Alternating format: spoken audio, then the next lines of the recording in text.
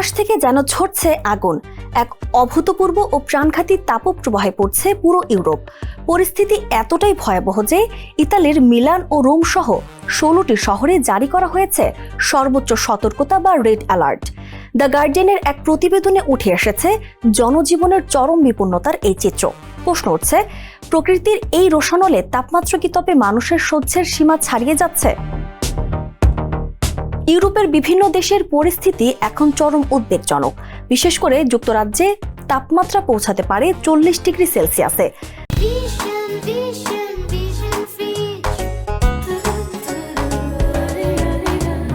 যা 2022 সালের 40.3 ডিগ্রির সর্বকালের রেকর্ডকে ছুঁই করছে। ভেঙে পড়েছে 1976 সালের পুরনো সব রেকর্ডও। এদিকে কেবল যুক্তরাজ্যই নয়, ফ্রান্সের 90% মানুষ এখন তীব্র গরমের কবলে। পরিস্থিতি আরও ট্রাজিক হয়ে উঠছে যখন জানা গেছে তীব্র গরমে অতিষ্ঠ হয়ে অরক্ষিত জলাশয়ে সাঁতার কাটতে গিয়ে গত কয়েকদিনে অন্তত 40 জনের স্থলীর সমাধি ঘটেছে।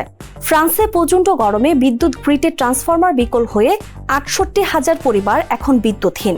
বন্ধ করে দেওয়া হয়েছে স্কুল, সাধারণ মানুষকে জরুরি প্রয়োজন ছাড়া ভ্রমণে নিরুৎসাহিত করা হচ্ছে। এমনকি রাতেও তাপমাত্রা 23 থেকে 28 ডিগ্রি সেলসিয়াসের নিচে না নামায় পুরোপুরি স্থবির হয়ে পড়েছে জনজীবন। অন্যদিকে নেদারল্যান্ডসে জারি করা হয়েছে কোড অরেঞ্জ।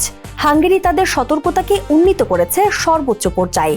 পোল্যান্ড থেকে ক্রোয়েশিয়া সর্বত্রই বইছে এই দাবদাহ, যা আগামী দিনগুলোতে আরও নতুন নতুন রেকর্ড ভাঙার ইঙ্গিত দিচ্ছে। কিন্তু কেন প্রকৃতির এই অগ্নি পরীক্ষা?